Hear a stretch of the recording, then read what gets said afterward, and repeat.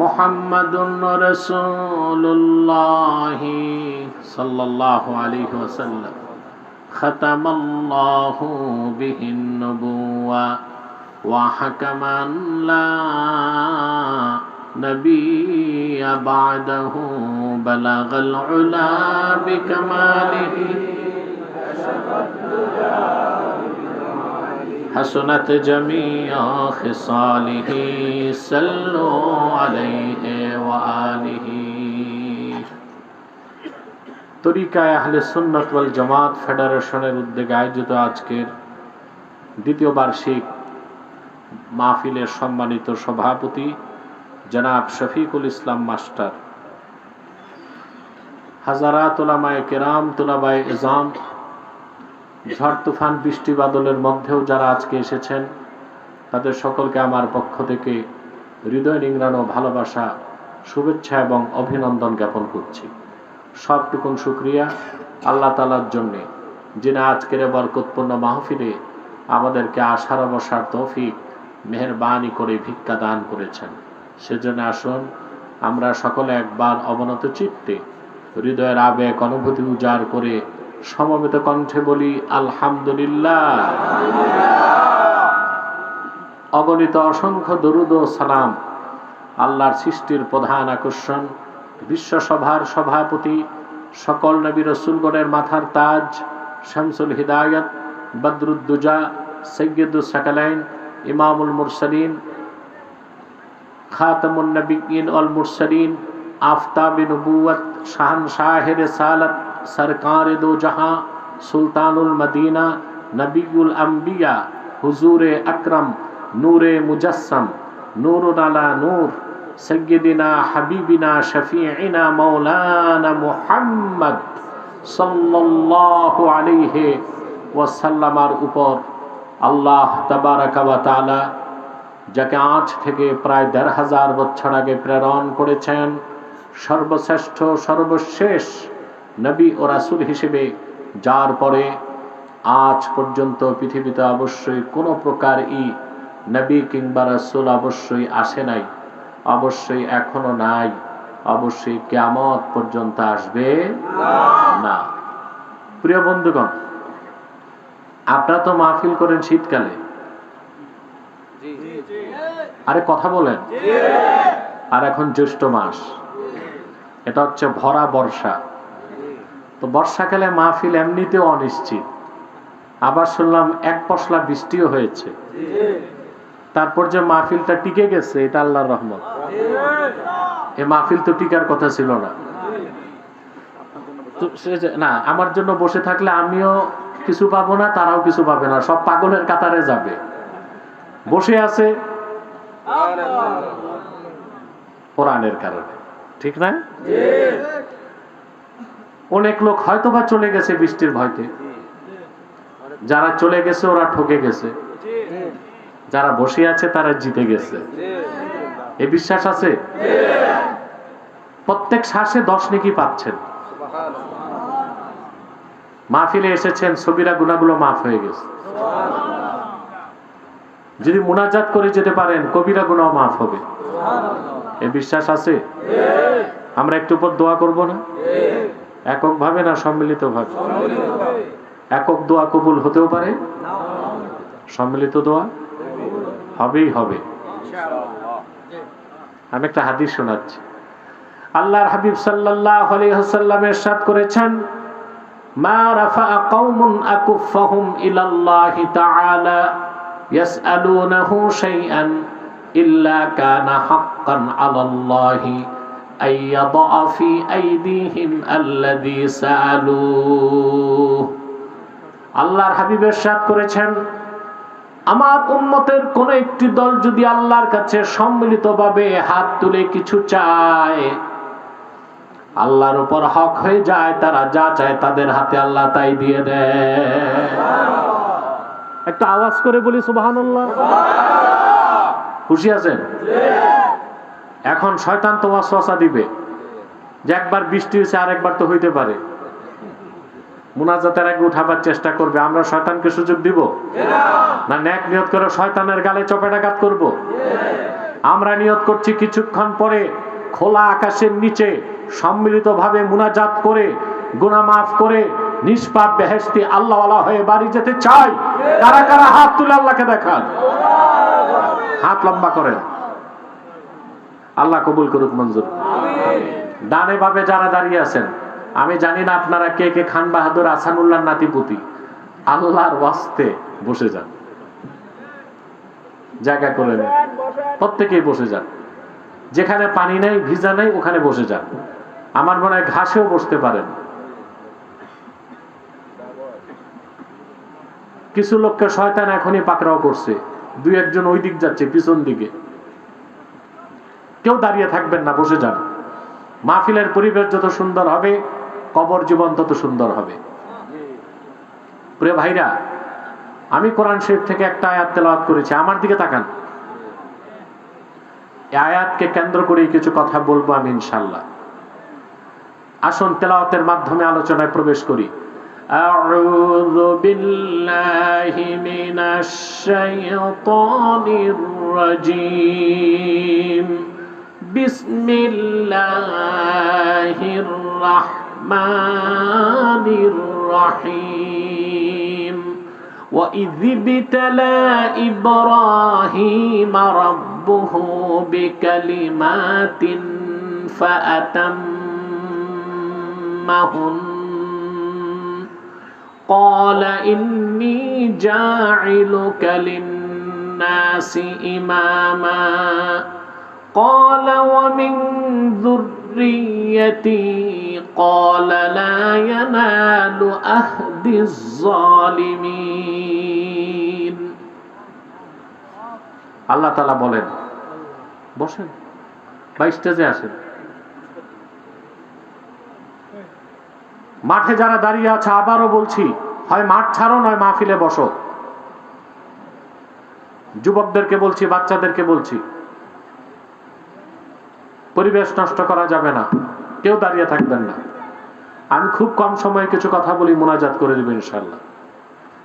আল্লাহ তাআলা তার হাবিবকে কোরআন শরীফে হযরত ইব্রাহিমের ইতিহাস স্মরণ করিয়ে বলেন, মুহাম্মদ সাল্লাল্লাহু আলাইহি ওয়াসাল্লাম স্মরণ করুন, আপনি ইব্রাহিমের রব যখন ইব্রাহিমের কিছু পরীক্ষা নিলেন। সুবহানাল্লাহ। পরীক্ষা কে নিছেন? পরীক্ষা দিছেন কে? জোরে। ফাতাম্মাহুন। আল্লাহ বলেন, আল্লাহ সবগুলো পরীক্ষা হযরত ইব্রাহিম পরিপূর্ণভাবে সফলভাবে দিয়েছেন। সবগুলো পরীক্ষায় তিনি উত্তীর্ণ হয়েছেন। পরীক্ষা উত্তীর্ণ হবার পর আল্লাহ ডেকে বললেন, ইন্নী জাইলুকা লিন-নাসি ইমামা। ইব্রাহিম, আমি তোমাকে গোটা মানব জাতির নেতা বানাবো। হযরত ইব্রাহিম বললেন, ওমিন যুররিয়াতি, আমার বংশে যারা আসবে তারাও কি নেতৃত্ব পাবে? আল্লাহ তাআলা বললেন, লা ইয়ানালু আহদিজ জালিমিন, আমার পক্ষ থেকে যে নেতৃত্বের নেয়ামত, এটা জালেমরা কখনো পাবে না। তোমার বংশে যারা শিরক করবে, কুফর করবে, কাফের হবে, মুশরিক হবে, তারা এটা পাবে না। হযরত ইব্রাহিম হচ্ছেন মুসলিম মিল্লাতের জনক। আমাদের জনকের নাম কি? মুসলিম জাতি, আমরা জাতি। মুসলিম জাতির জনকের নাম জোরে বলতে হবে। ইব্রাহিম আলাইহিস সালাম ছাড়া অন্য কোন ব্যক্তিকে মুসলমান জাতির জনক বানাতে পারে না। আল্লাহ রাব্বুল আলামিন বলেন, মিল্লাতা আবিকুম ইব্রাহিম হুয়া সাম্মাকুমুল মুসলিমিন। তোমাদের জাতির জনক হচ্ছেন ইব্রাহিম। তিনি এমনি এমনি জনক হন নাই, আল্লাহর পক্ষ থেকে অসংখ্য পরীক্ষায় উত্তীর্ণ হয়ে তারপরে তিনি জনক হয়েছেন মুসলিম জাতির। এবং মুসলিম সকল পৃথিবীর বিশ্বাসী ইমানদার তৌহিদপন্থীদের নেতা হয়েছেন, বলেন সুবহানাল্লাহ। পরীক্ষা দিবেন না? অনেকগুলো পরীক্ষা। তার প্রথম পরীক্ষাটাই ছিল গোটা সৃষ্টি থেকে সম্পর্ক ছিন্ন করে আল্লাহমুখী হওয়া। সুবহানাল্লাহ। কোরআন শরীফে আল্লাহ তাআলা কথাগুলোকে স্পষ্ট করে দিয়েছেন। আল্লাহ রাব্বুল আলামিন বলেন, ফালাম্মা জান্না আলাইহিল লাইলু রাআ কাওকাবান قال هذا ربي فلما أفل قال لا أحب الآفلين হযরত ইব্রাহিমের বয়স তখন কম, ছোট মানুষ, আকেল এবং বালেক, জ্ঞান চলে আসছে, বুঝ চলে আসছে। ইরাকের বাবেলে ছিল তার বাড়ি। কোথায়? শহরের নাম কি? বাবেল। এখন মানচিত্রে বাবেল নামে কোনো জায়গা পাবেন না। এটাকেই প্রচলিত ইতিহাসে বেবিলন বলা হয়। কি বলা হয়? বেবিলন বলা হয়। সেই দেশের রাজত্ব ছিল, শাসক ছিল নমরুদ। আল্লাহ রাব্বুল আলামিন বলেন, ইব্রাহিমকে যখন রাত আচ্ছন্ন করে ফেললো, আওয়াজটা আর একটু কমাও, চিকুন করো, ভিতরে কান ফাটা আওয়াজ দিছে। আর আমি আসার সময় দেখি 300 মিটার দূরেও আওয়াজ নাই মাইকের, 300 মিটার দূরেও আওয়াজ নাই। দেড় ব্যাটারি মাইক কোত্থেকে আনছে মাহফিল কমিটি আমি বুঝি না। কুমিল্লা থেকে আনছে? সেটিংটা ঠিক করো, সেটিংটা ঠিক করো। এদিকে বেশি দিছো, এদিকে জনগণ নাই। না না, আরেকটু আগায় দেওয়া দরকার ছিল। এই আওয়াজটা এইরকম থাক, শীষ যেন না দেয়। প্রিয় ভাইরা, আল্লাহ পাক বলেন, বাস আর ধরো না, 3 ফুট দূরে থাকো, চলে যেও না, একটু দূরে বস। আল্লাহ তাআলা বলেন, ইব্রাহিমকে রাত যখন আচ্ছন্ন করে ফেলল, আকাশ পানে তাকিয়ে দেখলেন তিনি উজ্জ্বল নক্ষত্র। নক্ষত্র দেখে বললেন, হাযা রাব্বি, এটা আমার রব। আল্লাহ পাক বলেন, ফালাম্মা আফালা ক্বালা লা উহিব্বুল আফিলিন। নক্ষত্র যখন ম্লান হয়ে গেল, তিনি বললেন, ম্লানশীল, ক্ষয়ঞ্চু, লয়প্রাপ্ত, যার শক্তি কমে, এইরকম নাকেস কোন সত্তাকে ইব্রাহিম রব মানতে পারি না। সুবহানাল্লাহ, সুবহানাল্লাহ বলবেন না? فلما رأى القمر بازغا قال هذا ربي فلما أفل قال لئن لم يهدني ربي لأكونن من القوم الضالين। তাকায় দেখলেন চাঁদ দেখা যায়। চাঁদ দেখে বললেন, এটা আমার রব। চাঁদ যখন ম্লান হয়ে গেল, তিনি বললেন, আমার রব যদি আমাকে হেদায়েত না করতেন, আমিও শিরকে লিপ্ত হতাম, এটাকে আমি রব মানতে পারি না। সুবহানাল্লাহ। দেখলেন সূর্য, দেখলেন কি সূর্য। فلما رأى الشمس بازغة قال هذا ربي هذا أكبر فلما أفلت قال يا قوم إني بريء مما تشركون। সূর্য দেখলেন, দেখে বললেন, এটা আমার রব, এটা আমার রব, এটা বড়।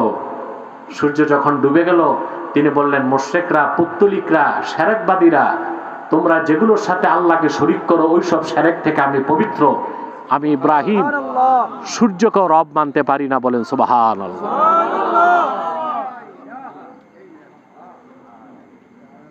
জানার আছে নাকি? বসেন বসেন, উঠা বসা করবেন না, অল্টারনেটিভ ব্যবস্থা আছে।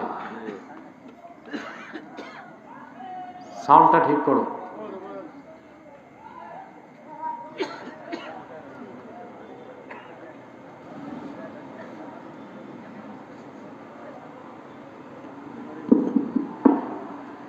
সূর্য দেখলেন, সূর্য দেখে বললেন, এটা বড়। এটা কি বড়? সূর্য যখন ডুবে গেল, তিনি বললেন, মুশরিকরা,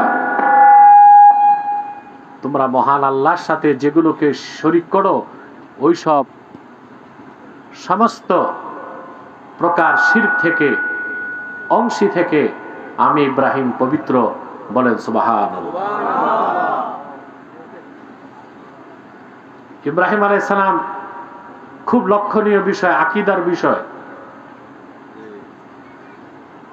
তিনি নক্ষত্রকে বলছেন এটা আমার রব, চাঁদকে বলছেন এটা আমার রব, সূর্যকে বলছেন এটা আমার রব, আর প্রতিবারই প্রত্যেকটাকে অস্বীকার করছেন। প্রশ্ন আসে না, যতক্ষণ তিনি নক্ষত্রকে রব মনে করছেন ততক্ষণ কি শিরক হয় নাই? প্রশ্ন আসে না? যতক্ষণ চাঁদকে রব মনে করছেন ততক্ষণ কি শিরক হয়েছে? যতক্ষণ তিনি সূর্যকে রব মনে করছেন ততক্ষণ কি শিরক হয়েছে? না। আল্লাহর কোন একজন পয়গম্বর নবুয়ত লাভের আগে বা পরে শিরকের গুনাহ, কুফরের গুনাহ তো দূরে থাক, কবিরা তো দূরে থাক, একটা সগীরা গুনাহও করে নাই। সুবহানাল্লাহ। এটা আহলুস সুন্নাহ ওয়াল জামাতের আকীদা ও বিশ্বাস। জি। তো কোরআন শরীফে যে আসছে উত্তর কি? প্রশ্ন আসে না? জি। হাজার রাব্বি তিনি যে বলছেন চাঁদকে, এটা তার বিশ্বাস ছিল না। তাফসীরের কিতাবে এসেছে তখন তার সামনে উপস্থিত ছিল নক্ষত্র পূজারীরা। কারা? নক্ষত্র পূজারীরা। তিনি বলেছেন হাদা রাব্বি ফি জামিকুম, নক্ষত্র পূজারীরা তোমাদের ধারণায় এটা আমার রব। নক্ষত্র যখন ডুবে গেল তখন তিনি দেখায় দিলেন তোমরা এমন জিনিসকে রব মানো যার শক্তি কমে বাড়ে। এটা কি তার বিশ্বাস ছিল? না কটাক্ষ করার উদ্দেশ্য ছিল? কটাক্ষ করার উদ্দেশ্য ছিল। চাঁদ দেখে বলেছেন হাদা রাব্বি, একই অর্থ তখন ছিল চন্দ্র পূজারীরা। তিনি তাদেরকে ইঙ্গিত করে বললেন তোমাদের ধারণায় এটা আমার রব, কারণ তোমরা এটাকে রব মানো, এটাও রব হতে পারে না। যখন সূর্যকে বলেছেন এটা আমার রব, তখন ছিল সূর্য পূজারীরা। তিনি বলেছেন এটা আমার রব, তোমাদের ধারণায় এটাও তো ডুবে যায়, এটাও রব হতে পারে না। তাহলে নক্ষত্র, চন্দ্র কিংবা সূর্যকে এক সেকেন্ডের জন্য ইব্রাহিম খলিলুল্লাহ রব মানেন নাই। ঠিক কিনা? এই কথাটা আবুল আলা মওদুদী সাহেব বুঝতে পারেন নাই। তাফহিমুল কোরআনে তিনি লিখে দিয়েছেন हजरत इब्राहिम अलैहिस्सलाम भी कुछ अरसे के लिए शिर्क में मुब्तला हो गए थे। ইব্রাহিম আলাইহিস সালামও কিছু সময়ের জন্য শিরকে লিপ্ত হয়েছিলেন। নাউযুবিল্লাহ। আবুল আলা মওদুদীর দ্বারা যত ভুল তাফসীর হয়েছে এই ভুল তাফসীরগুলোর মধ্যে এটাও একটা ভুল তাফসীর। এটাকে গ্রহণ করার কোনো সুযোগ নাই, ঈমান থাকবে না। কারণ আহলুস সুন্নাহ ওয়াল জামাতের আকীদা ও বিশ্বাস নবীগণ নিষ্পাপ। তারা নবুয়ত লাভের আগেও ছিল নিষ্পাপ, নবুয়ত লাভের পরেও ছিল নিষ্পাপ। আহলুস সুন্নাহ ওয়াল জামাতের সমস্ত মুসলমান একমত আল আম্বিয়া মুনাজ্জাহুনা মিনাল কাবাইরি ওয়াস সাগায়ের, আল্লাহর নবীগণ সমস্ত কবিরা সগীরা গুনাহ থেকে পবিত্র। সুবহানাল্লাহ। আমি কি কবরস্থানে আছি? তাই তো মনে হচ্ছে। তোমরা সামনে যারা বলো না একটু সুবহানাল্লাহ। আল্লাহর নবীগণ কবিরা সগীরা গুনাহ থেকে পবিত্র পবিত্র। আল আম্বিয়া হুমুল মাসুমুন, সুবহানাল্লাহ। সমস্ত নবীগণ ছিলেন নিষ্পাপ। আল্লাহু আকবার। তাহলে ইব্রাহিম আলাইহিস সালাম এক সেকেন্ডের জন্য শিরক করে নাই। ওটার অর্থ কি? তিনি তাদেরকে কটাক্ষ করেছেন। কাদেরকে? নক্ষত্র পূজারীদেরকে, চন্দ্র পূজারীদেরকে, সূর্য পূজারীদেরকে। ইমাম সুয়ুতি এটাই তাফসীর করছেন, আর এটাই একদম তাফসীরুল মুফাসসিরিন, সকল মুফাসসিরদের গ্রহণযোগ্য তাফসীর। সুবহানাল্লাহ।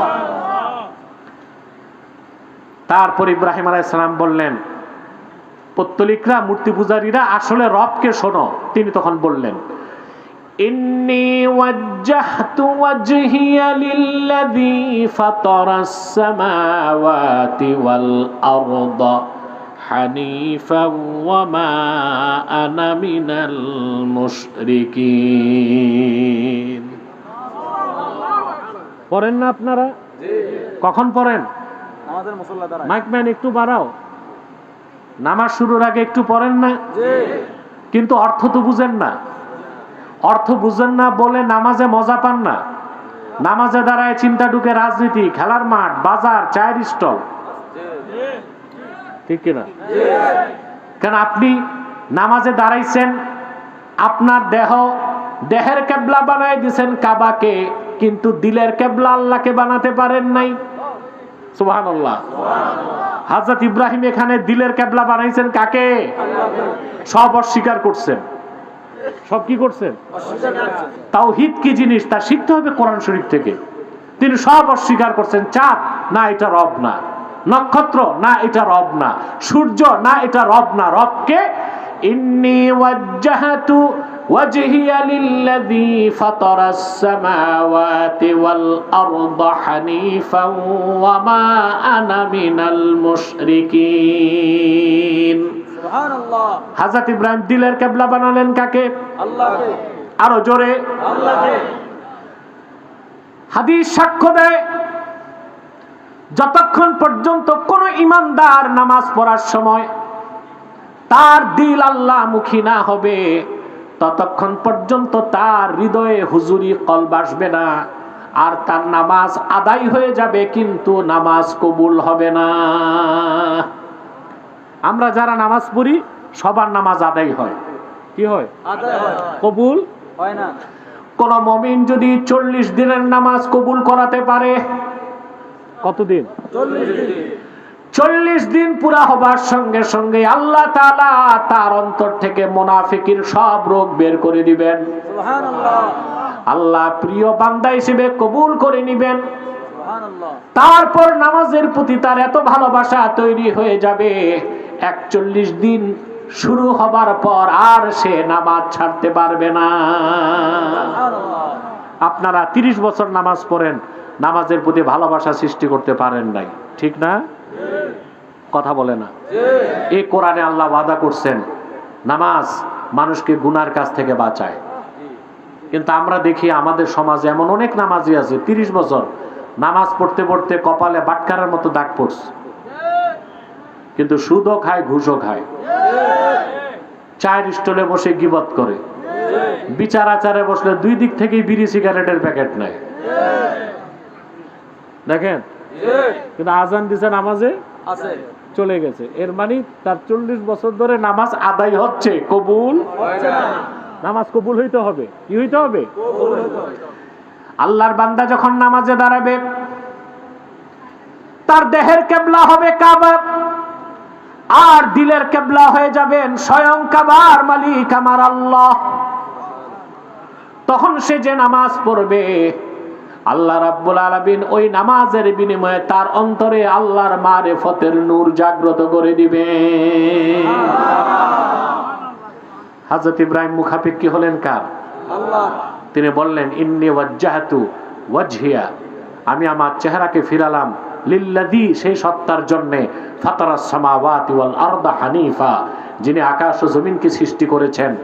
হানিফান মানে মাইলান ইলাল হক, আমি সমস্ত মূর্তি পূজা পরিত্যাগ করে আল্লাহর তাওহীদ মুখী হয়ে গেলাম। বলেন সুবহানাল্লাহ। পরীক্ষা উত্তীর্ণ হইছেন? জি। কথা বলে না। জি। হইছেন? জি। আল্লাহর পক্ষ থেকে নির্দেশ আসলে ইব্রাহিম এবার তোমার কওমের মানুষগুলো মূর্তি পূজায় লিপ্ত, তাদেরকে মূর্তি পূজা থেকে বাঁচাও। হযরত ইব্রাহিমের জন্য এটা বড় পরীক্ষা ছিল, কারণ গোষ্ঠীর সব মানুষ ছিল মূর্তি পূজারী। কি ছিল? মূর্তি পূজারী। তিনি একা তাওহীদবাদী, একা তিনি তাওহীদবাদী। আল্লাহর হুকুম, পরীক্ষা তো পাস করতে হবে, হবে না? চলে গেলেন তিনি পূজা মণ্ডপে, আর যে যত ঠাকুর পুরোহিত সবাইকে বললেন মা হাযিহিত তামাসিল, এই সব প্রতিমা ভাস্কর্য এগুলো কি? এগুলোর ইবাদত করো কেন?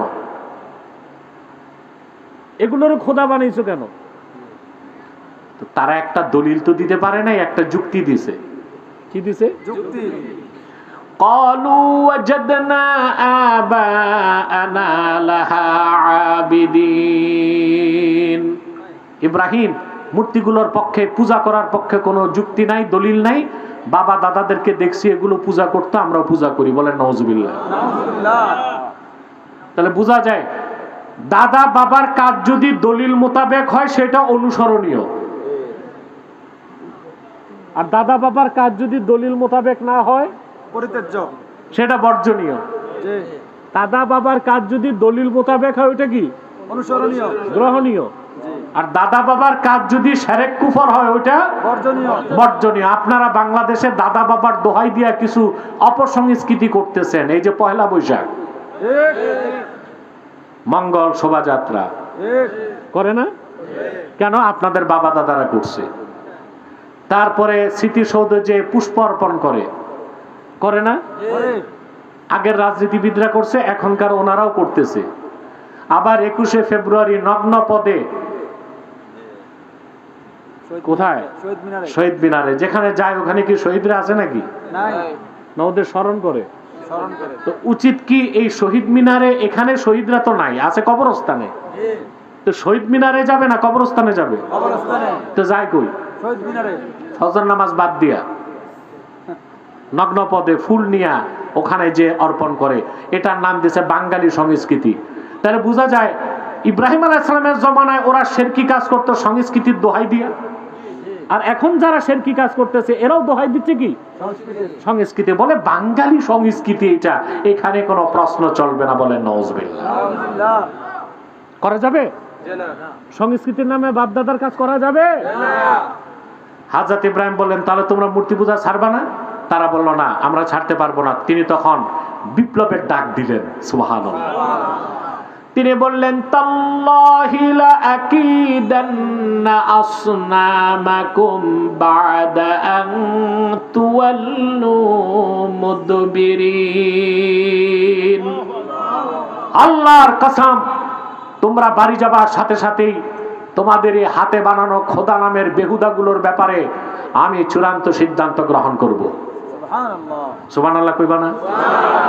কে কে ঘুমাও? হাত উঠাও, উঠাও হাত। পিছনে দুইজন হাত উঠাইছে, ওরা বুঝে কি বুঝেন আল্লাহ ভালো জানে। সব চলে গেছে বাড়ি। উনি একটা কুঠার হাতে নিয়ে সমানে মূর্তিগুলো ভাঙ্গা শুরু করছেন। শুধু ভাঙ্গেন নাই, কিরকম ভাঙছেন আল্লাহ কোরআন শরীফে বলেছেন, فَجَعَلَهُمْ جُذَاذًا إِلَّا كَبِيرًا لَهُمْ لَعَلَّهُمْ إِلَيْهِ يَرْجِعُونَ। সবগুলো মূর্তি ভাঙ্গা জুজাদা টুকরা টুকরা করে মিশাই দিয়েছেন মাটির সাথে। সুবহানাল্লাহ। বড় ঠাকুরটারে রাখছেন, বড় ঠাকুরটারে রাখছেন যেন ওরা জিজ্ঞেস করলে কে ভাঙছে তার কাছে তিনি ফিরাইতে পারেন। বুঝতে পারছেন? ভেঙ্গে কোন কথা বলবেন না, ভেঙ্গে চুরমার করে দিয়েছেন, একটা রাখছেন। সকালবেলা সব এসে দেখে ওদের খোদাগুলো সব উপুত হয়ে পড়ে আছে, একটারও নাক কান নাই, সব সমান। ওরা বলতে লাগলো, কাজটা কে করছে? যে বিপ্লব করে সে নিজেকে গোপন রাখতে পারে না।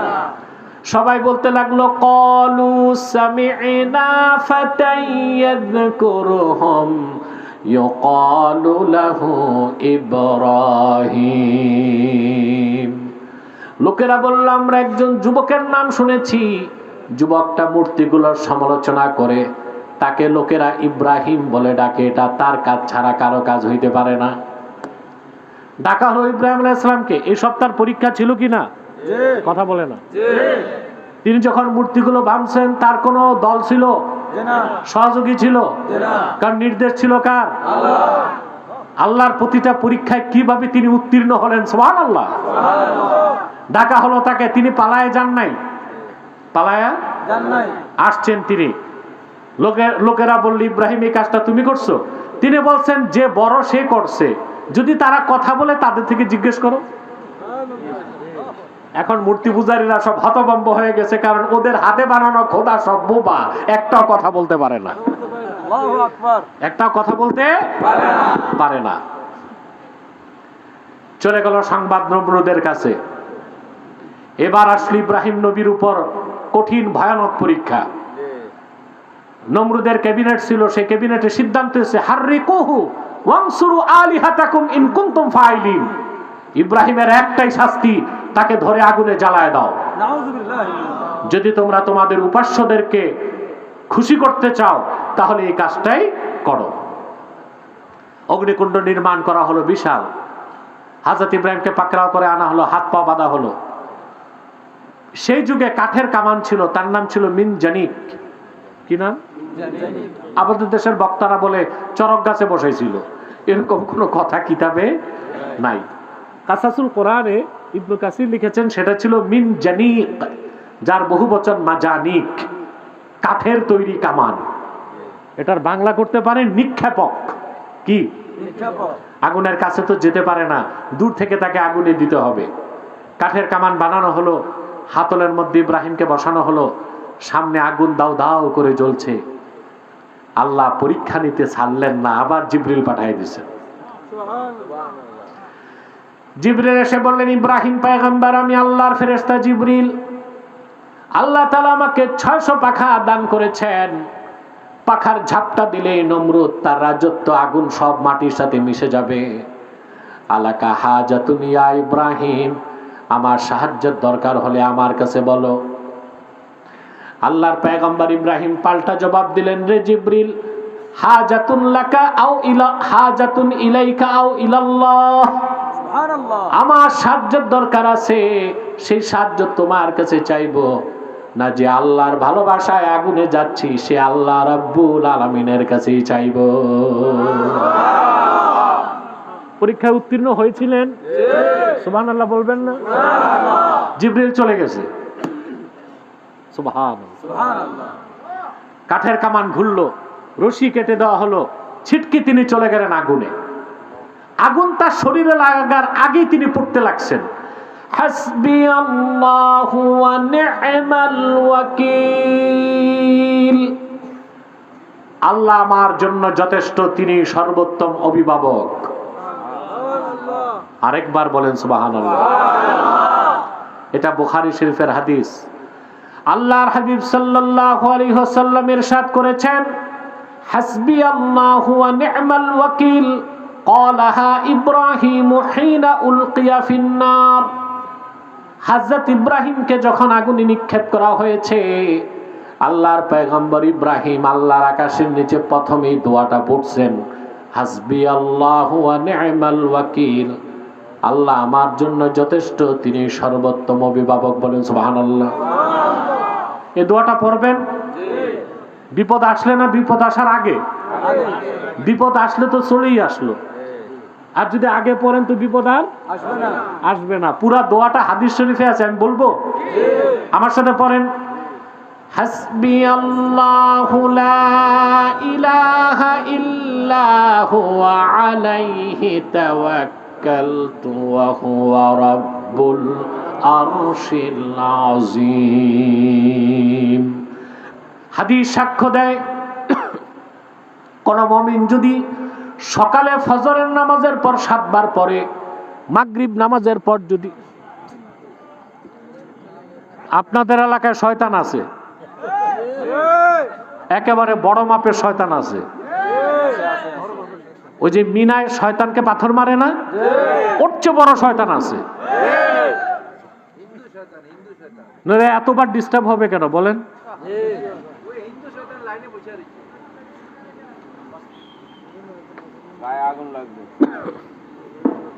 আগুন লাগলে পানি আছে।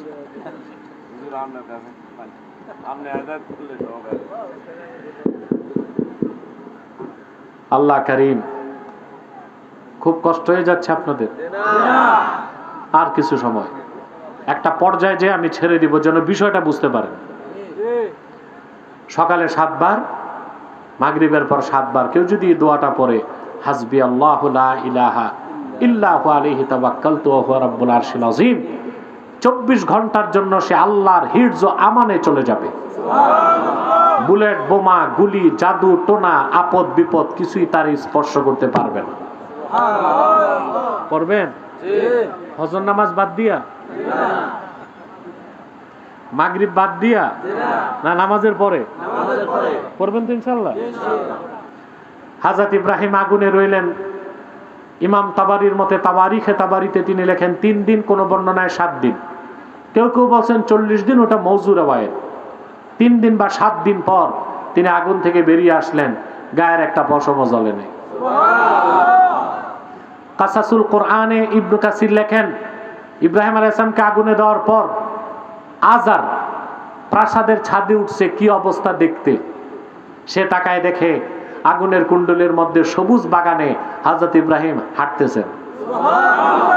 দুঃখ দুঃখ করে সে বলল, নি'মার রাব্বু রাব্বুকা ইয়া ইব্রাহিম। সত্যি ইব্রাহিম, তোমার রব বড়ই দয়ালু, মহান এবং উত্তম। আমরা তোমাকে আগুনে দিলাম আর তিনি আপন কুদরতে তোমাকে রক্ষা করলেন। তিনি বেরিয়ে আসলেন, অসংখ্য লোক মুসলমান হয়ে গেল। ওনার আপন ভাতিজা লূত আলাইহিস সালাম, নাম শুনছেন না? তিনি ঈমান আনলেন, আল্লাহ তাকে নবুয়ত দিলেন। হযরত ইব্রাহিম তাকে জর্ডান পাঠিয়ে দিলেন। কোথায়? জর্ডানই হচ্ছে ডেড সি, মৃত সাগর। নাম শুনছেন না? লূত আলাইহিস সালামের কওম সমকামী ছিল। কি ছিল? সমকামী। পুরুষে পুরুষে বিবাহ করত তারা। এটা তো জঘন্য গুনার কাজ। আল্লাহ তাআলা আযাব দিয়ে তাদেরকে মাটির সাথে ধসায় দিয়েছেন। আর যেখানে আযাব এসেছে ওখানে সাগর হয়ে গেছে। ওটাকে বলা হয় ডেড সি বা মৃত সাগর। ওখানে কোনো মাছ হয় না, আর সেখানে মানুষ নামলে ডুবেও না, ভেসে থাকে। ডেড সি, মৃত সাগর, এটা জর্ডানে। হযরত ইব্রাহিম খলিলুল্লাহ, আল্লাহ তাকে নির্দেশ করলেন, ইব্রাহিম তুমি এবার বাবেল ছেড়ে আরদুল মুকাদ্দাসা ফিলিস্তিন চলে যাও। তিনি তার আবার পরীক্ষা চলে আসলো। তিনি গোত্র, সম্প্রদায়, আত্মীয় স্বজন সব বাদ দিয়ে নিজের সন্তানদেরকে আর স্ত্রীদেরকে নিয়ে মিশর হয়ে চলে গেলেন ফিলিস্তিন।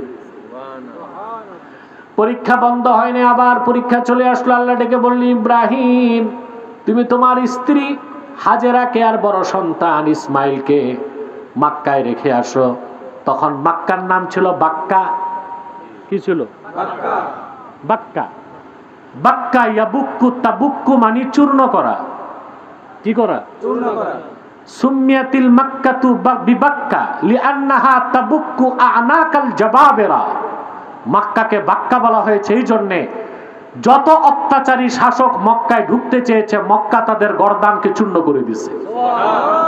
এজন্য বলা হয় বাক্কা। কি বলা হয়? বাক্কা। বাক্কা। আল্লাহ বললেন, যাও ইসমাইলকে আর হাজেরাকে বাক্কায় রেখে আসো। এটা কঠিন পরীক্ষা না? কথা বলে না। এটা হচ্ছে বিরহের পরীক্ষা। কিসের? বিরহের। তাও রেখে আসবে কই? বাক্কায়, যেখানে মানুষ নাই, পানি নাই, ঘর নাই, কিচ্ছু নাই। সুবহানাল্লাহ। তিনি আল্লাহর সব পরীক্ষায় উত্তীর্ণ হয়েছেন না? আল্লাহর দেয়া সব পরীক্ষা উত্তীর্ণ হয়েছেন না? যে নির্দেশ সেই কাজ। চলে গেলেন তিনি বাক্কায়, মক্কায়। যে দেখেন সেখানে পানি নাই, খাদ্য নাই, ঘর নাই, কিচ্ছু নাই। আপন সন্তান হযরত ইসমাইলকে তিনি আপন স্ত্রী হাজেরার কোলে দিয়ে দিলেন। হযরত ইব্রাহিমের কয় স্ত্রী ছিল বলতে পারেন? দুইজন। জোরে। দুইজন না, তিন স্ত্রী। এটা মনে রাখবেন। একজনের নাম হাজেরা, আরেকজনের নাম সাররা, আরেকজনের নাম কোতায়রা। কি নাম? কোতায়রা। এটা ওনার স্ত্রী ছিল, তৃতীয় স্ত্রী ছিল, যা আল্লামা বাগাবী মাআলিমুত তানজিলের মধ্যে উল্লেখ করেছেন। কথা শুনতেছেন ভাই? রেখে আসলেন তিনি মক্কায়। লম্বা ঘটনা আমি সংক্ষেপ করে দিচ্ছি। পানির সন্ধানে হাজেরা সাফা মারওয়ায় 7 বার দৌড়ালেন। পরবর্তীতে ইসমাইলের পায়ের আঘাতে জমজম কূপ হয়ে গেল। ফিরে এসে তিনি পানি পান করলেন, সন্তানকে পানি পান করালেন। ইয়ামানের এক গোত্র, তাদের নাম ছিল জুরহাম। কি নাম? জুরহাম। তারা মক্কার পাশ দিয়ে যাচ্ছিল, পানির সন্ধানে তারা আসলো। সাফা পাহাড় পার হয়ে এসেই দেখে পানির খুব সুন্দর একটি ফোয়ারা। সুবহানাল্লাহ। পাশে বসে আছে স্বর্গীয় চেহারাদারী এক মহিয়সী নারী, আর তার কোলে ফুটন্ত গোলাপের চেয়ে সুন্দর একটা বাচ্চা। তারা বুঝে গেছে এই মহিলা সাধারণ কোনো মহিলা নয়, বাচ্চাও সাধারণ নয়, কূপও সাধারণ নয়। তারা এসে বলল, মা পানির তৃষ্ণায় মরে যাচ্ছে, পানি পান করব? হাজেরা বললেন, এই কূপ আমার নয়, আল্লাহর কূপ। কিয়ামত পর্যন্ত আল্লাহর বান্দাদের জন্য এই কূপের পানি খোলা থাকবে। পানি পান করলেন, সন্তানকে পানি পান করালেন। জমজমের আকর্ষণে তারা আর দেশ যাওয়া ভুলে গেছে। তারা বলল, আমরা ইয়ামান যাব না, আপনি তো একা, আমরা আপনার আশেপাশে থাকতে চাই। তিনি বলছেন, থাকো। সাফা মারওয়ার চতুর্দিকে তারা বাড়িঘর নির্মাণ করলো। আল্লাহ তাআলা মক্কা নগরীকে গঠন করে দিলেন। চিন্তা করছেন আল্লাহর হাবিবের সম্মান মর্যাদা কত ঊর্ধ্বে? আল্লাহর হাবিব মুহাম্মদ সাল্লাল্লাহু আলাইহি ওয়াসাল্লাম 1500 বছর আগে দুনিয়ায় আগমন করেছেন। আর ওনার আগমনেরও বহু আগে ইব্রাহিমকে দিয়ে ওনার মৌলিদ মক্কা নগরীর গোড়াপত্তন আল্লাহ করে দিলেন। সুবহানাল্লাহ বলবেন। রাসূলুল্লাহর আজমত যে বুঝবে না সে মুমিন হইতে পারে না। রাসূলুল্লাহর মহব্বত যার থাকবে না সে মুমিন দাবি করতে পারে না। এটা মনে রাখবেন। আমার এই কথাটা হৃদয়ে গেঁথে নেবেন। পারবেন না ইনশাআল্লাহ? প্রিয় ভাইরা, শহর তো হয়ে গেল মক্কা নগরী। ইসমাইল আলাইহিস সালাম বড় হয়ে গেছেন। কত বড়? ফালাম্মা বালাগা মাআহু সায়া, যখন হযরত ইসমাইল দৌড়াদৌড়ির বয়সে পৌঁছলো। সাআ ইয়াসআ তাসআ, দৌড়াদৌড়ির বয়সে পৌঁছলো। কোন কোন মুফাসসির লিখছেন হযরত ইসমাইলের বয়স ছিল 7, কেউ বলছেন 10, কেউ বলছেন 13। কিন্তু সবার মতেই নাবালেগ ছিলেন, বালেগ হন নাই। ছেলেরা বালেগ হয় 15 বছরে। কত বছরে? 15 বছর। বাচ্চা ইসমাইল এখন দৌড়াদৌড়ি করেন। হযরত ইব্রাহিম ফিরে আসছেন। পরীক্ষার শেষ হয় নাই, আবার পরীক্ষা চলে আসছে। আল্লাহ ডেকে বললেন, ইব্রাহিম তোমার সবচেয়ে প্রিয় বস্তুটা আমারে দিয়ে দাও, সুবহানাল্লাহ, কোরবানি করো। পরপর 3 দিন স্বপ্ন দেখে তিনি বুঝে গেছেন এ তো ইসমাইলের কোরবানির কথাই আল্লাহ ইঙ্গিত দিচ্ছেন। হযরত ইব্রাহিম নবী ছিলেন, নবীদের স্বপ্ন স্বপ্ন নয়, ওহী হতো। কি ওহী? রুয়াল আমবিয়াই ওয়াহয়ুন, নবীদের স্বপ্ন কি? ওহী। সুবহানাল্লাহ। নবীদের স্বপ্ন কি? নবীদের কোন স্বপ্ন মিথ্যা হতো না। আমরা যারা সাধারণ মুমিন, আমাদের স্বপ্ন মিথ্যাও হইতে পারে, সত্য হইতে পারে, ঠিক হইতে পারে, বেঠিক হইতে পারে। আমাদের স্বপ্ন 3 প্রকার। কয় প্রকার? একটা হচ্ছে হাদিসুন নাফস, মনের কল্পনা। তো দিনে যা কল্পনা করছে রাতে তা স্বপ্নে দেখে, এটা উদ্ভট বানোয়াট। তারপর হচ্ছে হাদিসুন নাফস, একটা বললাম।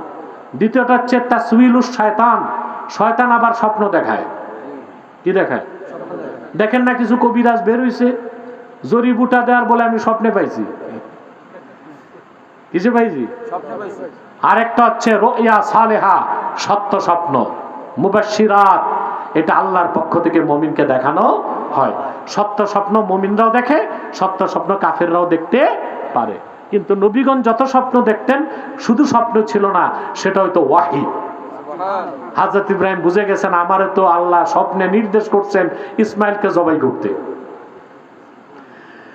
প্রিয়তম সন্তানকে বুকে জড়ায় বললেন, ইয়া বুনাইয়া ইন্নী আরা ফিল মানামি আন্নী আযবাহুক ফানজুর মাযা তারা। প্রিয় বৎস, আমি স্বপ্নে দেখি আমি তোমাকে জবাই করছি, তুমি চিন্তা করে দেখো আমি কি দেখলাম। যেমন পিতা তেমন পুত্র। সন্তান জবাব দিল, ইয়া আবাতিফ আল মা তুমার সাতাজিদুনি ইনশাআল্লাহু মিনাস সাবিরিন। পিতা, আপনি যা স্বপ্নে দেখেছেন, আদেশ পেয়েছেন তাই করুন, আমার কোনো আপত্তি নাই। অনতি বিলম্বেই আপনি আমাকে ধৈর্যশীলদের কাতারে শামিল পাবেন। আসলো শেষ পরীক্ষা, চূড়ান্ত পরীক্ষা, কোরবানি। আপনাদের কোরবানি আসতেছে আর কয়দিন? 10 দিন। এটা পরীক্ষা কিনা? আপনারা পরীক্ষা দেন না, আপনারা প্রতিযোগিতা করেন কার চেয়ে বড় গরু কে কিনতে পারে। হ্যাঁ, আর গোশত খাওয়ার মহা উৎসব। এত কথা কেন বললাম এখন টের পাইছেন? কথা বলেন। প্রিয় ভাইরা, তিনি নিয়ে গেলেন সন্তানকে মিনাতে। কোথায়? মিনায়। জবাই করবেন, হাত পা বেঁধে ফেলছেন। সন্তান ডেকে বললেন, বাবা আমার 3টা আবদার আছে। তিনি বললেন, কি? প্রথম আবদার হচ্ছে তুকাল্লিবু ওয়াজহি ইলাল আরদ ইনদা যাবহি, জবাই করার সময় আপনি আমার চেহারাটা মাটির দিক করে দিবেন, যেন জবাই করার সময় আমার আপনার চোখ চোখাচোখি না হয়। আমার রক্ত মাখা কাপড়গুলো আমার মায়ের হাতে তুলে দিবেন, আর আমার হাত পা কঠিন ভাবে বেঁধে নিবেন, যেন আল্লাহর হুকুম মানতে যে আমার কোনো অপরাধ না হয়। সুবহানাল্লাহ। 3টি শর্ত ইব্রাহিম খলিল মেনে নিলেন। সন্তানকে উপর করে শোয়াই দিলেন, ছুরি চালাবেন। গর্দানের উপর চাপ দিয়ে ছুরি চালাচ্ছেন। আল্লাহ ছুরিকে নোটিশ করে দিলেন, ছুরি এক চুল কাটবি না। সর্বশক্তি দিয়ে তিনি ছুরি চালাতে লাগলেন, একটা পশমও কাটে না। বিরক্ত হয়ে ফাআলকাহা আলাল হাজার ফাশাক্কাল হাজার, ছুরিটাকে তীব্র শক্তি দিয়া পাথরের উপর মারলেন। কোন কোন মুফাসসির লেখেন পাথর দুই টুকরা হয়ে গেল। হযরত ইব্রাহিম অবাক হয়ে চিন্তা করতে লাগলেন, যেই ছুরির আঘাতে পাথর দুই টুকরা হয়ে যায়, সেই ছুরি আমার সন্তানের গর্দান কেন কাটতে পারে না? তাহলে কি আল্লাহ আমার উপর নারাজ নাকি? আমার কোরবানি কি কবুল হবে না? আল্লাহ ডাক দিয়ে বললেন, ফানাদাইনাহু আইয়া ইব্রাহিম قد صدقت الرؤيا إنا كذلك نجزي المحسنين। আল্লাহ ডেকে বলেন, রে ইব্রাহিম, আল্লাহ ডেকে বললেন, ওহে ইব্রাহিম, জবাই করার দরকার নাই, তুমি স্বপ্নকে সত্য বানায় ফেলেছ, আমি কোরবানি কবুল করে নিলাম। মহসিনদেরকে এভাবে আমি পুরস্কার দিয়ে থাকি। বলেন সুবহানাল্লাহ। মহসিন মানে মুখলেস। এখানে আল্লাহ বুঝালেন, আল্লাহ তাআলা মনের নিয়তটা দেখেন। হযরত ইব্রাহিমের নিয়ত ছিল 100% সন্তানকে জবাই করা। পরীক্ষা হয়ে গেছে, এই জন্য আর জবাই হতে আল্লাহ দেন নাই, জান্নাত থেকে দুম্বা পাঠায় দিলেন। হযরত ইব্রাহিম কোরবানি করলেন। সারা পৃথিবীর মুমিনদের জন্য কোরবানির সিলসিলা জারি হয়ে গেল। আল্লাহ কি জবাই করাইছেন? সদিচ্ছা দেখেন, মনের নিয়ত কি? আল্লাহর হাবিব মুহাম্মদ সাল্লাল্লাহু আলাইহি ওয়াসাল্লামের উম্মতের সক্ষম ধনী ইমানদারদের উপর হযরত ইব্রাহিমের এই শেষ পরীক্ষা কোরবানি, সেই পরীক্ষায় উত্তীর্ণর পরে তিনি যে দুম্বা কোরবানি করলেন, সেই পরীক্ষাটাকে স্মরণ করার জন্য আল্লাহ তাআলা এই উম্মতের উপর কোরবানিকে ওয়াজিব করে দিলেন। এখন এখানে আপনার পরীক্ষা আছে। কি আছে? নিয়তের পরীক্ষা। কিসের পরীক্ষা? পরীক্ষা কিন্তু কঠিন। কোরবানি করতে হবে হালাল টাকা দিয়ে। কি দিয়ে? আপনি বড় গরু কোরবানি দিবেন ব্রাক থেকে টাকা নিয়ে, কোরবানি হবে না? ঈমান নষ্ট হবে। কথা বলেন। হারাম পয়সা দিয়ে কোরবানি দিলে কোরবানি হবে না তো দূরে থাক, সওয়াবের আশা করলে ঈমান নষ্ট হবে।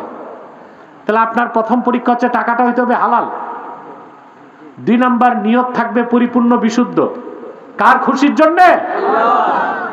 আল্লাহ পাক বলেন, লাইয়ানালাল্লাহু লুহুমুহা ওয়ালা দিমাউহা ওয়ালাকিন ইয়ানালুহুত তাকওয়া মিনকুম।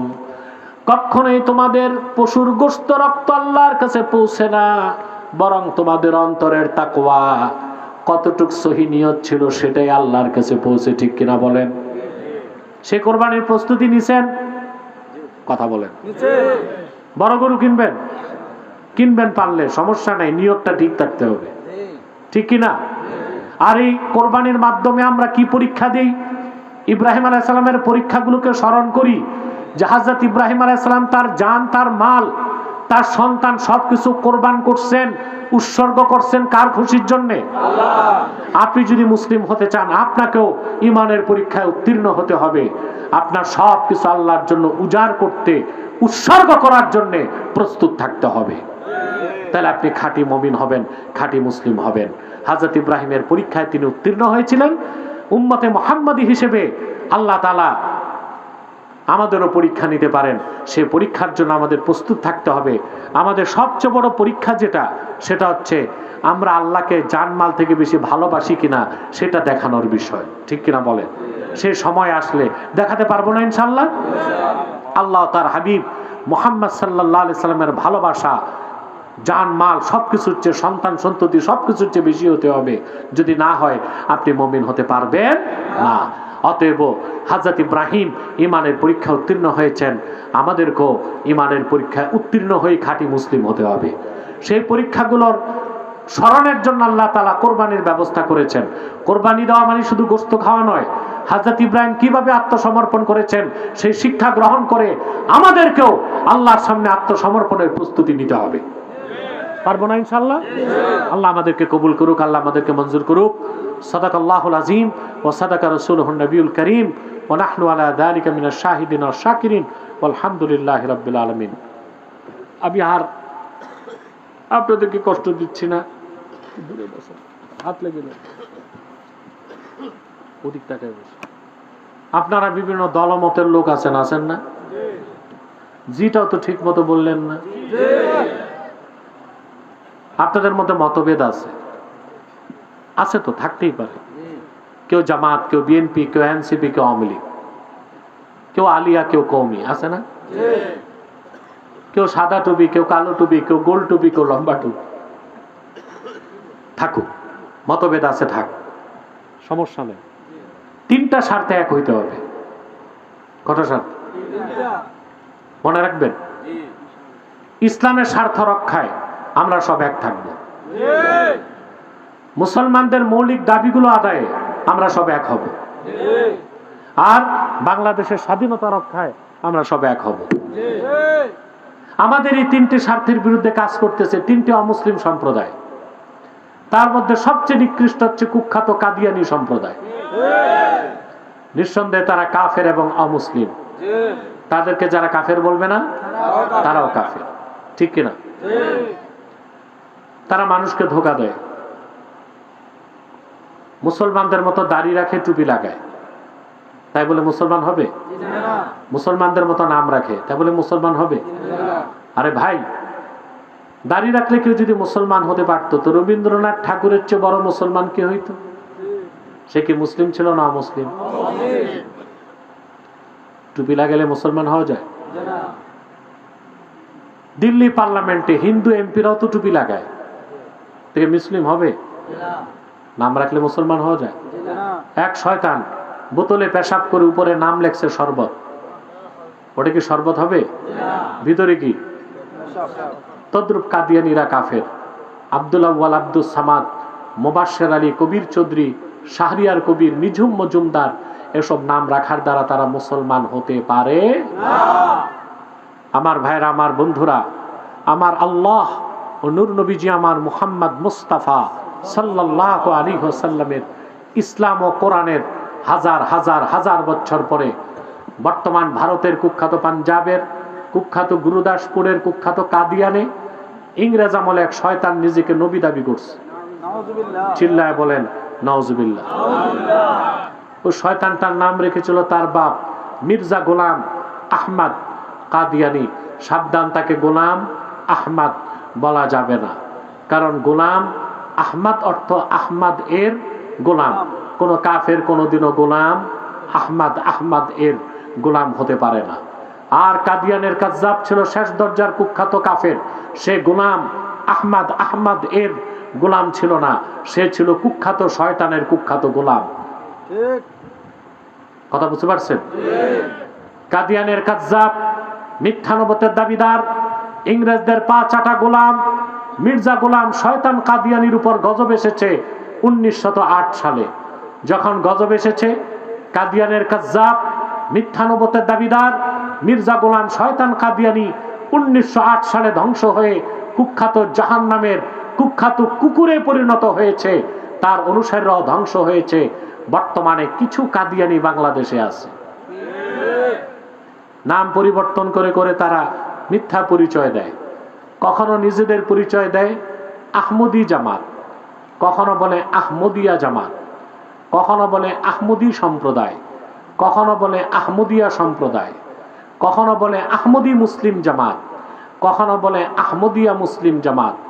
সাবধান, যত কাদিয়ানি ছিল আছে থাকবে, তারা কেউ আহমদি জামাত নয়, আহমদিয়া জামাত নয়, আহমদি সম্প্রদায় নয়, আহমদিয়া সম্প্রদায় নয়, আহমদি মুসলিম জামাত নয়, আহমদিয়া মুসলিম জামাত নয়, তারা শয়তানি জামাত।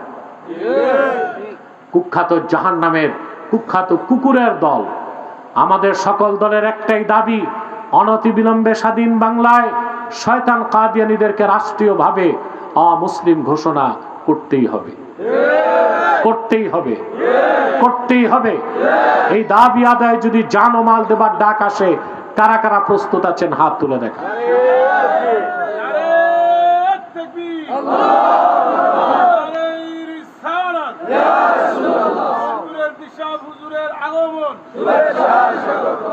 প্রিয় ভাইরা, আমি দেখি আপনারা আহলে সুন্নত কত দামি নাম রাখছেন, কিন্তু আহলে সুন্নতের লোক হয়ে সেই প্রকৃত আহলে সুন্নতের লোক যে কাফের মুশরিক আর শিরক কুফরের বিরুদ্ধে সবচেয়ে সচেতন, ঠিক না? কিন্তু খাতমে নবুয়তের আন্দোলনে দেখি আপনারা একটু পিছিয়ে আছেন। কওমি মাদ্রাসার লোকজন এই আন্দোলনে আমাদের সাথে বেশি আসে, কিন্তু আপনারা একটু পিছিয়ে আছেন। অথচ খাতমে নবুয়তের আন্দোলনে আপনাদের উচিত ছিল প্রথম কাতারে থাকা, ঠিক কিনা? আমি এটা কামনা করি, আমি এটা আশা করি আপনাদের কাছে যে আপনারা এই যে আহলে সুন্নাত ওয়াল জামাত ফেডারেশন করছেন, আপনাদের মূল কাজ হবে খাতমে নবুয়তের আন্দোলন করা আর সুন্নিয়তকে প্রতিষ্ঠিত করা, ঠিক না? সুন্নিয়ত প্রতিষ্ঠিত করতে হবে মুসলমানের জন্য, ঠিক না? আর মুসলমানদেরকে এক করতে হবে কুখ্যাত কাফের কাদিয়ানীদেরকে নির্মূল করার জন্য, তাদেরকে অমুসলিম ঘোষণার দাবি আদায় করার জন্য। আমার কথাটা বুঝতে পারছেন? নাম পরিবর্তন, তারা বাংলাদেশে 100 আস্তানা করে ফেলছে। কত? 100 আস্তানা করে ফেলছে। আপনাদের কচুয়াতে ওদের এজেন্ট আছে, চাঁদপুরে আছে, হাইমচরে আছে। বাংলাদেশে 100 আস্তানা করছে। তারা তাদের উপাসনালয়কে মসজিদ বলে, যেটা কোনো অবস্থায় মেনে নেওয়া যায় না। এদেশে হিন্দু বৌদ্ধ খ্রিস্টান আছে না? নিরাপদে আছে না? আমরা কি বলি হিন্দুদের অমুসলিম ঘোষণা করো? কি পরিচয় আছে? অমুসলিম। খ্রিস্টান আছে কি পরিচয়? অমুসলিম। বৌদ্ধ আছে কি পরিচয়? তারা তাদের উপাসনালয় কি মসজিদ বলে, মন্দির বলে, প্যাগোডা বলে, গির্জা বলে। কাদিয়ানীরা তো ইহুদিদের চেয়ে নিকৃষ্ট কাফের, অতএব তার অমুসলিম পরিচয় থাকতে হবে, আর তাদের উপাসনালয়কে মসজিদ বলা যাবে না। মনে থাকবে? তাদেরকে অর্থনৈতিক সহযোগিতা করবেন না। করেন আপনারা? জি করেন। প্রাণ কোম্পানির যত জিনিস তাদের, সেজান কোম্পানির জুস তাদের, আর এফএল এর পণ্যগুলো তাদের, প্রথম আলো, ডেলি স্টার, ভিশন এগুলো তাদের। নৈতিক দায়িত্ব হিসেবে এগুলো ধরবেন না, কিনবেন না, বেচবেন না। মনে থাকবে ভাই? বলেন। আরেকটি অমুসলিম সম্প্রদায় আমাদের মাথা চারা দিছে বাংলাদেশে, হিজবুত তাওহীদ। সাবধান, এটা কিন্তু মারাত্মক একটা ফেরকা, ইহুদিদের আবিষ্কার। এদের মূল প্রচার হচ্ছে দাজ্জাল বলতে কিছু নাই। দাজ্জাল যদি নাই থাকে তো ঈসা নামবে কেন? কথা বলেন। ঈসা পয়গম্বর, ঈসা আলাইহিস সালাম নামবেন না কিয়ামতের আগে?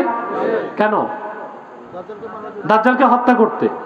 তবে ঈসা পয়গম্বর নামবেন তখন নবী পরিচয় থাকবে না, উম্মত পরিচয় থাকবে। কি পরিচয় থাকবে? এটাও মনে রাখতে হবে, উম্মত পরিচয় থাকবে। কি পরিচয়? উম্মত। প্রিয় ভাইরা, তো তারা বলে দাজ্জাল বলতে কিছু নাই। তারপরে তারা প্রচার করে নামাজ হচ্ছে ব্যায়াম, ওযু থাকলেও নামাজ হবে, ওযু ছাড়াও নামাজ হবে। তারপর তারা প্রচার করে ছেলে মেয়ে যদি রাজি থাকে বিয়ে ছাড়াও দৈহিক সম্পর্ক হতে পারে। এদের ব্যাপারে সাবধান থাকবেন না? আরেকটা অমুসলিম সম্প্রদায় আমাদের মানচিত্রে হাত দিতে চায়, এটা হচ্ছে খ্রিস্টান সম্প্রদায়। তারা চায় বাংলাদেশের একটা অংশকে আলাদা করে খ্রিস্টান রাষ্ট্র বানাবে। তাদের একটা দল মাঠে নামছে, এখন না, 1978 সালে। এদের নাম হচ্ছে ইসাই তরিকা ভুক্ত মুসলমান। বলেন নাউজুবিল্লাহ। ইসাই তরিকার লোক মুসলমান না খ্রিস্টান? তারা মানুষকে খ্রিস্টান বানায়, তারপর বলে তুমিও মুসলমান, তবে তুমি ঈসার উম্মত মুসলমান। ঈসার উম্মত মুসলমান না খ্রিস্টান? এই পর্যন্ত তারা 2.5 লক্ষ পরিবারকে খ্রিস্টান বানাইছে। এটা দুঃখজনক বিষয় না? আমাদের দেশে বক্তাদেরকে শোনেন খ্রিস্টানদের বিরুদ্ধে কিছু বলতে? বলে না। মৌলবী সাহেব যারা রাজনীতি করে তারা তো আরো বলে না, কারণ খ্রিস্টানদের বিরুদ্ধে বললে আমেরিকা খেপবে। আমেরিকা খেপলে তো ক্ষমতায় যাওয়া যাবে না। আবার যারা ভারতের দালালি করে ওরা হিন্দুদের বিরুদ্ধে কিছু বলে না, মনে করে হিন্দুদের বিরুদ্ধে কিছু বললে দিল্লি খেপবে। বাংলাদেশে ভারতের দালালিও চলবে না, যুক্তরাষ্ট্রের দালালিও চলবে না। বাংলাদেশ চলবে ইসলামের পন্থায়, ঠিক কিনা? আপনারা দেখছেন আমি কলকাতায় মুসলিম নির্যাতনের বিরোধিতা করছি, এখন ভারতের চ্যানেলগুলো আমার বিরুদ্ধে টকশো করতেছে, ইন্ডিয়াতে আমাকে হত্যার হুমকি দিচ্ছে। কথা বুঝতে পারছেন? ভাবছে আমার হত্যার হুমকি দিলে আমি বাড়িতে যে দরজা বন্ধ করে পালায় যাব। আমি কি এতে ভয় পাই? কথা বলে না। আল্লাহ ছাড়া কাউকে ভয় করি না। নূর নবী মুহাম্মদ সাল্লাল্লাহু আলাইহি ওয়াসাল্লামের গোলাম হিসেবে ওনার দ্বীনের পক্ষে কাজ করে ১৫০০ বছর পরে আল্লাহ যদি আমাকে শাহাদাতের সৌভাগ্য দেন, এর চেয়ে বড় বিজয় আর কি আছে? তবে আল্লাহর হুকুমের আগে কেউ কাউকে মারতে পারে না। তবে শরীয়তের নিয়ম যতটুকু সতর্ক থাকতে হয় ততটুকু সতর্ক আমি থাকি। প্রত্যেক প্রোগ্রামে রাতে ভিতরে যাই না, দিনে আসি। বর্ষাকালে চাইছে রাতে দিলাম, কিন্তু সেই কুটুম্বপুর থেকে যতক্ষণে আমি এখানে আসছি এতক্ষণে তো মনে হয় 14 গ্রাম পার হইতে পারতাম। রোডের যে অবস্থা, পুলিশ টুলিশ কিছুই নাই। আমার সাচার কমিটির ফারুক কিছু লোক নিয়ে আসছে, আর এখান থেকে একটা গাড়ি গেছে, কিছু যুবক, এমন একটা পুরান আমলের মাইক্রোবাস যে এটা তো আর প্যারাডোর সাথে টেনে পারতেছে না। এটা দরজা আছে কিনা আমি জানি না, এটা মনে হয় যে গৌরীপুর টু কুমিল্লা চলে ওই গাড়ি বোধ হয় নাকি। সে যাই হোক, তারপর 2টা বাইক গেছে, এই বাইকওয়ালা 2 জন আমাকে আর কুটুম্বপুর যায় নাই, তারা তেল খরচ হবে নবাবপুর বসেছিল। সতর্ক থাকতে হবে, ঠিক না? অসতর্ক অবস্থায় মৃত্যু শাহাদাত না আত্মহত্যা। পূর্ণ সতর্কতার পর যদি দ্বীনের পথে মৃত্যু হয় সেটা শাহাদাত, ঠিক কিনা ভাই? তাহলে খ্রিস্টানদের ব্যাপারে সতর্ক থাকবেন না? আল্লাহ আমাদেরকে কবুল করুক, মঞ্জুর করুক। আসুন আমরা কয়েকটা প্রশ্ন আসছে, উত্তর দিব। 11 বার ইস্তেগফার পড়ুন।